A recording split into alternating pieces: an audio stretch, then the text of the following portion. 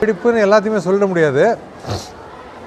இந்த மேக வெடிப்புங்கிறதுக்கு டிபார்ட்மெண்ட் வந்து இந்திய வானிலை ஆராய்ச்சித்துறை IMD என்ன டெஃபினேஷன் கொடுத்துருக்காங்கன்னா, ஒரு இடத்துல 10 சென்டிமீட்டருக்கு மேலே மழை 1 மணி நேரத்திலே 20 கிலோமீட்டர் ரேடியஸில் வந்ததுன்னா அதை மேக வெடிப்புன்னு டிஃபைன் பண்ணியிருக்காங்க. இப்போ ராமேஸ்வரத்தில் வந்ததுக்கெல்லாம் மெயின் காரணம் என்னென்னா, காற்று குவிதல், வேகமாக வரக்கூடிய காற்று ஒரு இடத்துல அதனுடைய வேகம் குறைந்து விட்டால் அப்போ கடன்னு இந்த மேகங்கள் உருவாகி நிறைய மழையை கொடுக்கும். ஒன்றும் இல்லை, இப்போ டேம்லேருந்து தண்ணி கீழே போகிறது பாருங்கள், வேகமாக தண்ணி போகும், கீழே தரையில் வந்ததுக்கப்புறம் அதனுடைய வேகம் குறைஞ்சிரும். அதுக்கப்புறம் தண்ணி ஒரு மலை போல் இருக்கிற காட்சியை நீங்கள் பார்ப்பீங்க. காரணம் என்ன, அந்த வேகம் குறைந்ததுனால. அதே மாதிரி காற்று வேகமாக வரக்கூடிய காற்றானது ஒரு இடத்துல அந்த வேகம் குறைந்து ஒரு இடம் தேங்கி விட்டது என்றால் உங்களுக்கு மழை அதிகமாகும். அதான் நடந்திருக்கு. இதை காற்று குவிதல்னு சொல்லுவாங்க. ஸோ ராமேஸ்வரம் நடந்ததெல்லாம் அது காரணம் அந்த காற்று குவிதல், அதான் காரணம். வேகம் தெளிவாக இருக்குது, வேகத்துமே இல்லை, தெளிவான வானம்.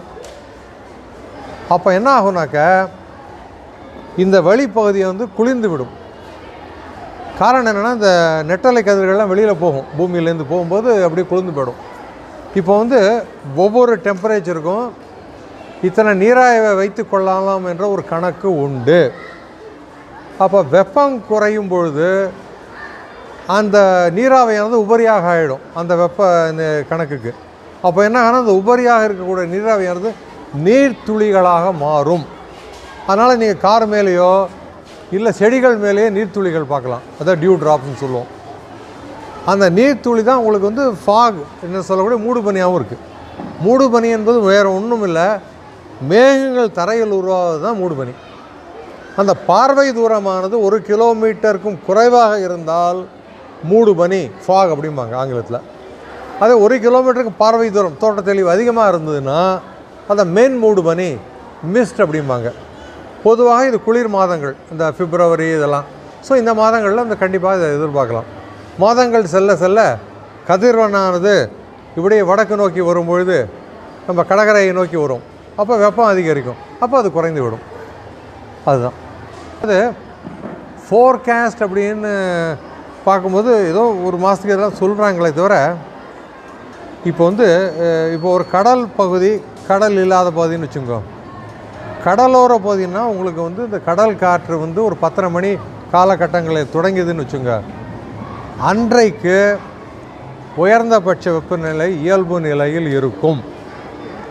அது எந்த அளவுக்கு தாமதப்படுகிறதோ அந்த அளவுக்கு வெப்பநிலை உயர்ந்து விடும். இப்போ தென்மேற்குலேருந்து காற்று வர தொடங்கிடுதுன்னு வச்சுங்க, ஏப்ரல் மாதங்கள்லாம்.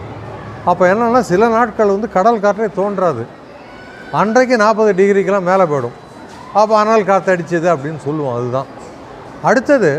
நகரமயமாதல் காரணமாக உலகளாவிய குளோபல் வார்மிங்னால இப்போல்லாம் டெம்பரேச்சர் அதிகமாகிடுது நிறைய இடங்களில். அதாவது இன்றைக்கு உயர்ந்தபட்ச வெப்பநிலை ஒரு பதிவு செய்யப்படுது, இதான ஒரு வேல்யூ வச்சுங்களேன், ஒரு 36ன்னு வச்சுங்க. இன்றைக்கி என்னன்னு தெரியாது, பட் ஒரு உதாரணத்துக்கு சொல்கிற நம்பர் 36. இதே ஒரு 30 வருஷம் இல்லை 40 வருஷத்துக்கு முன்னாடி எடுத்து பதிவு செய்திருந்தோம் என்றால் 3 டிகிரி குறைவாக தான் இருந்திருக்கும்.